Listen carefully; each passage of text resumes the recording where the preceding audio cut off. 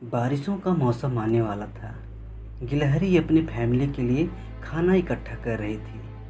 तभी वहाँ जंगली बिल्ली का बच्चा आ जाता है और गिलहरी से कहता है, क्या तुम आज जंगल में घूमने नहीं चलोगी?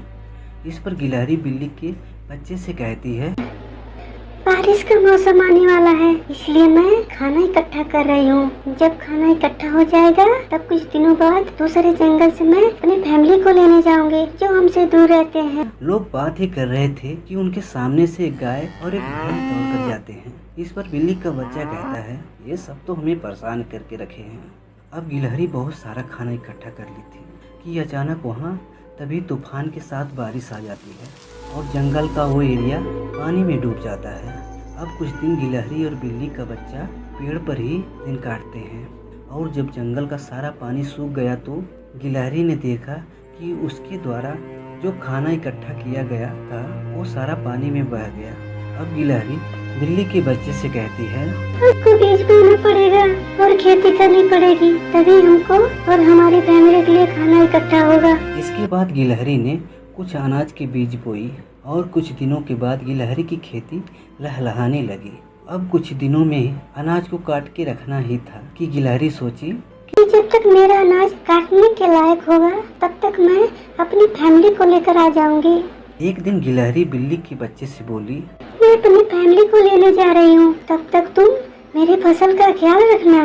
बिल्ली के बच्चे ने भी गिलहरी की फसल का ख्याल रखने की जिम्मेदारी ली और बिल्ली का बच्चा बोला, जाओ तुम अपनी फैमिली को लेकर आओ। इतना सुनते ही गिलहरी दूसरे जंगल चली गई अपनी फैमिली को लेने।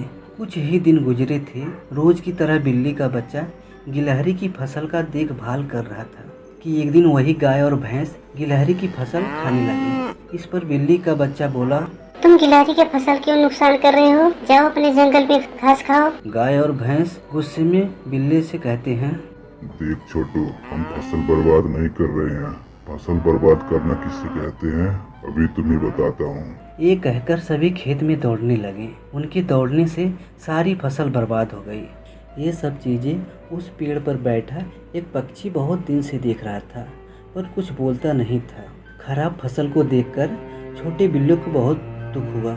वो सोचने लगा, अगर कुछ दिनों बाद जब गिलहरी वापस आएगी तो मैं उसको क्या जवाब दूंगा जब वो फसल के बारे में पूछेगी तो। छोटा बिल्ला रात में सोने की बहुत कोशिश करता पर उसको चिंता के मारे नींद नहीं आ रही थी। जैसे तैसे सुबह हुई और छोटू बिल्ले ने जंगल के राजा शेर को जाके गाय और भैंस के बारे में शिकायत की। जंगल के राजा शेर ने दोनों को जंगल से कुछ दिनों के लिए बाहर जाने के लिए कह दिया। गाय और भैंस खुद को कोसते हुए जंगल से बाहर चले गए। लेकिन अब भी बिल्ले की चिंता खत्म नहीं हुई थी। वो रात में सोता तो पर सो नहीं पाता, उसको नींद ही नहीं आती।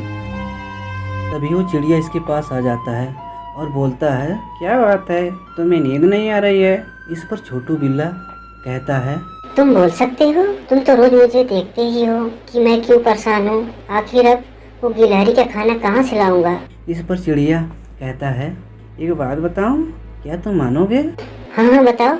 तुम गिलहरी का खाना तो नहीं ला सकते पर उसके जैसे फसल उगा सकती हो। क्या तुम खेती करना पसंद करोगे?